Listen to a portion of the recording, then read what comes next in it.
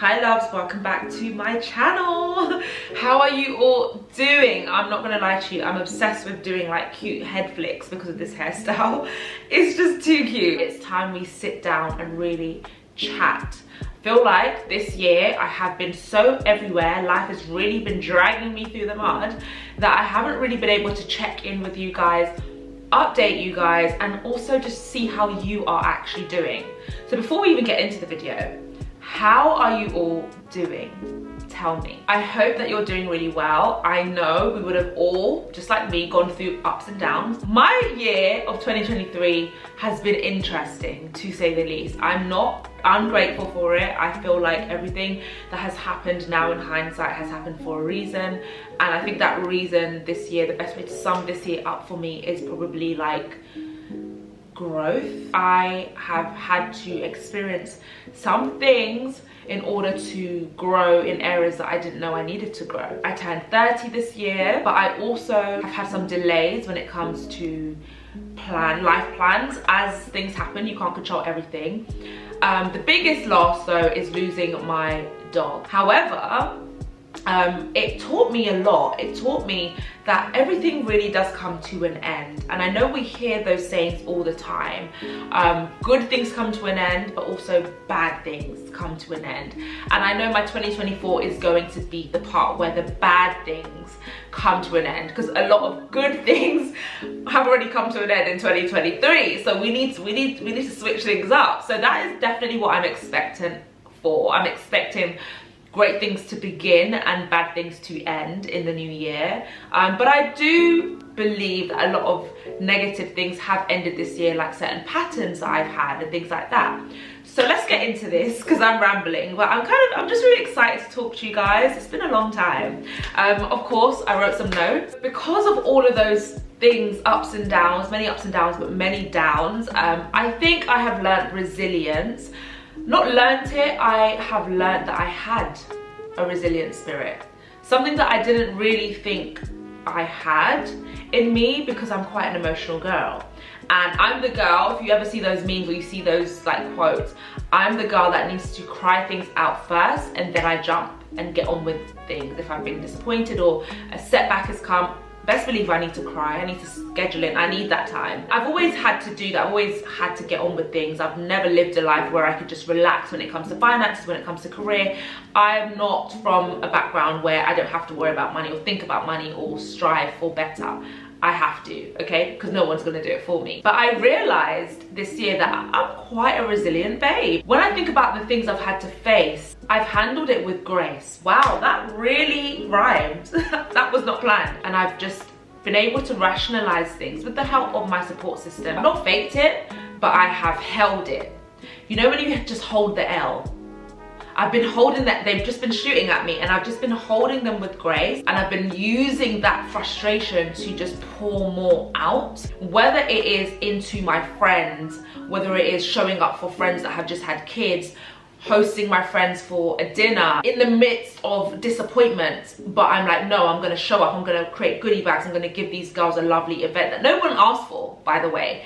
It's me trying to use that fuel to push through it anyway and give, even when I'm lacking in certain areas. I feel like I have been growing. I feel like this is the selflessness in a way that growing up as an only child just didn't come natural, you know? It's something I've had to learn. Like I think I've told you guys through my relationship with my boyfriend, like I've had to learn selflessness so much, and like just putting someone else before you. This has definitely been that year for me, where I have been trying my best to put others before me. It's not always healthy to do that, but I think I had to do that this year to really learn for the next stages of my life. So yeah, resilience, selflessness, just pushing through things. Yeah, those are things that I have definitely would sum up this year. Let me look at my notebook now. What else do I have to tell you? We hear this all the time, but you really can't control everything. Jade, you really can't control everything. And I have come to the end of this year and I said to God, well, there is nothing I can do about this. I'm leaving this over to you. I saw this clip and it resonated. We are so used to trying to control everything and act on things that we want, rightly so. But when we do that and we don't sit back and actually allow God, that's actually showing a lack of faith. And And I never thought of it like that, but it's so true.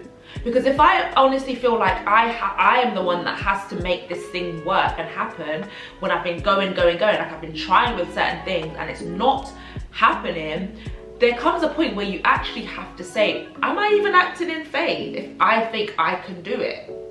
Not really.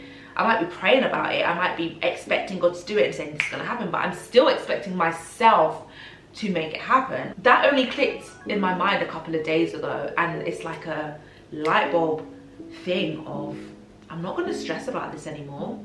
Clearly I can't change it because I've been trying how many times and I can't change it, so what's the point? I'm just wasting my energy. Let me actually sit back and be a little princess and wait for God to deal with it, because clearly this isn't what he wants me to deal with, and the battle is bigger than me. I am going to take that attitude in a lot more areas, a lot of other areas of my life, 100%. You can only do your part, do your best, but also have self-awareness, be aware and assess situations regularly to say, do I need to pivot? Do I need to change direction? Do I need to try something else?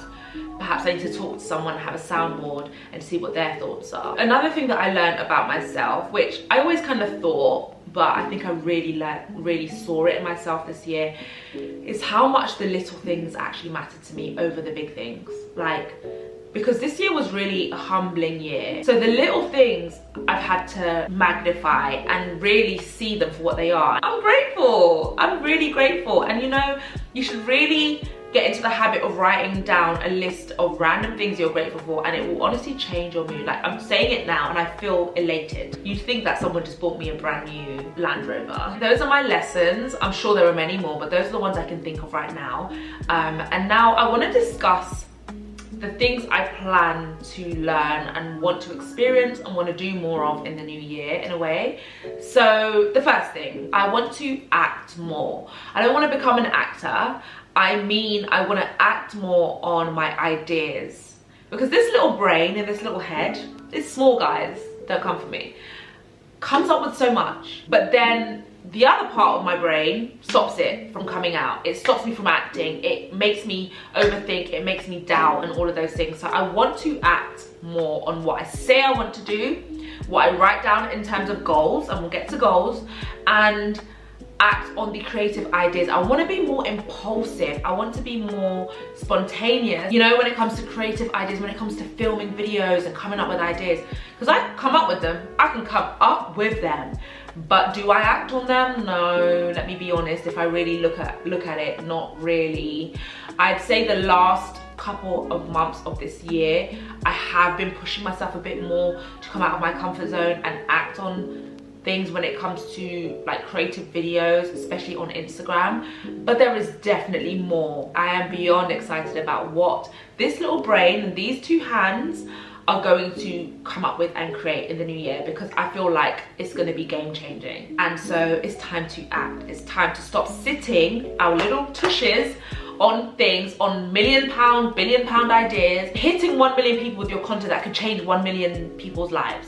Like, when you think about it like that, that is what I have been stopping myself from hitting, and probably a lot of you guys. In one of my last vlogs, or maybe a vlog coming, I mentioned about starting a podcast.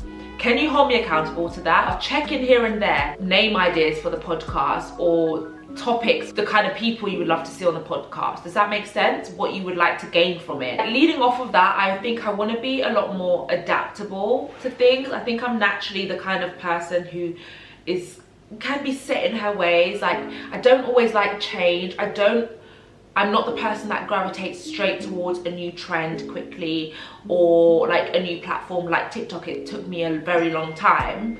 It took me a while to get into TikTok, and would I even say I'm into it yet? Not really. So I can be a slower adapter to new things, and I do want to change that. I can be someone that is in their comfort zone, like I mentioned before.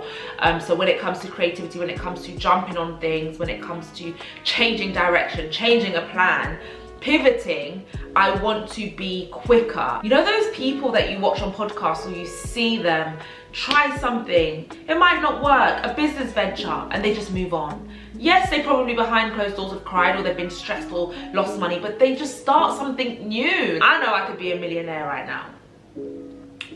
and I will be. I want to be next year, like maybe by 35. I'm 30 now.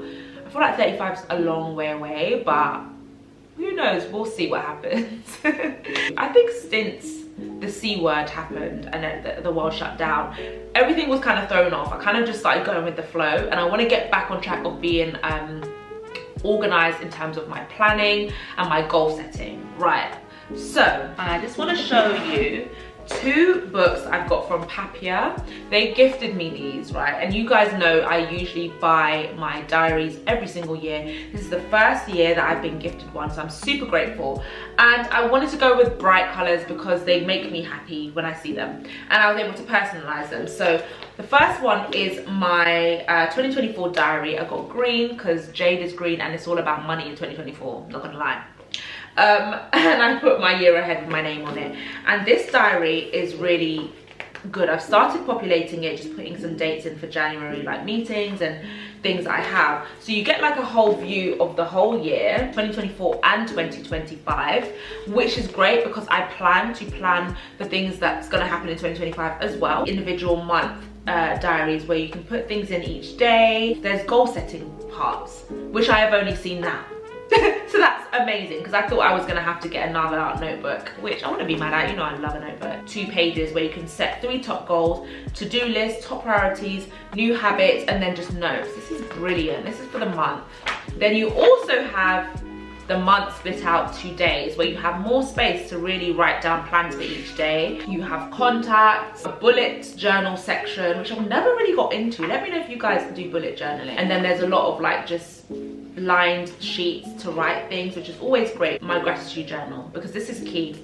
Like I was just saying to you guys, gratitude is key for my new year. If I want more, and if I want to just be in that space of happiness more often, it's going to shift my mood, pivot my mood, and get me back on track when negative things might come my way. So I want to have a strong routine for the new year. A morning section and an evening section to write down 3 things that you're grateful for and date it. And it's just endless, honestly. And then it has nice notes like be kind to yourself like you would to your best friend. I create vision boards that are very aesthetic, but they are also things that I actually want. I'm not the person that's just going to put things that I see other people do. Like, I will sit down, write my goals, and then look for images that I have been saving throughout the year on my Pinterest, etc. That's the main place for me. And I will create a virtual vision board. I used to do paper ones, like literal physical ones, which you probably know if you've been following me for a while. I've realized with being adaptable that the way I want to be in the future, I change, and that's okay. Your goals change, and sometimes you tick them off and then you want to fill it with something else. But also what I did start doing last year that I want to continue is different vision boards for different seasons of my life. So when I knew I was moving into my summer apartment, I created a vision board that basically summed up the experience I wanted to have. And when I look back at it, I actually get chills because I can tick everything off. They weren't necessarily, I need to have this thing, but it was an evoking of experiences and feelings. I wanted to be able to host my girls and make cocktails. I did that so much. I wanted to wake up to beautiful sunsets. I had that. I wanted to receive like gorgeous beauty and lifestyle PR packages. I had that. So I had those sorts of things on my vision board, and those are the things that I really experienced and was focused on. So that's the kind of vision boards I want to start creating more of. There is no one size fits all. That's what I've learned when it comes to visualizing what you want. And don't just create a vision board and that's it. Like, life doesn't work like that. You create the vision board, you do the work leading up to it with those visualizations in your mind. You have faith. For me, I have faith. I pray about those things, and I work towards those things, and that is how I include vision boards into my goals and into my plans for the new year. Right, I have been talking a lot. I feel like the video has been a lot of rambling, but hey, I'm getting used to this again. This is new to me again. So I hope that you can take some good advice or some lessons or some insight or some confirmation on things that you're planning for the new year from this video, because that is what I want these videos to be about. I want to not only show you guys my life, but through that through sharing, I want to help you in whatever little ways I can. Like I said, it's the little things that build up to be bigger things. I realize that I don't have to always show up and provide expert opinion on things. Sometimes I can just show up and be me. Let me know what you'd like me to talk about more. Anyway, I'm gonna go open my flowers that I got, and I'm gonna love you and leave you, and I'll see you in the next video. Love you guys. Bye.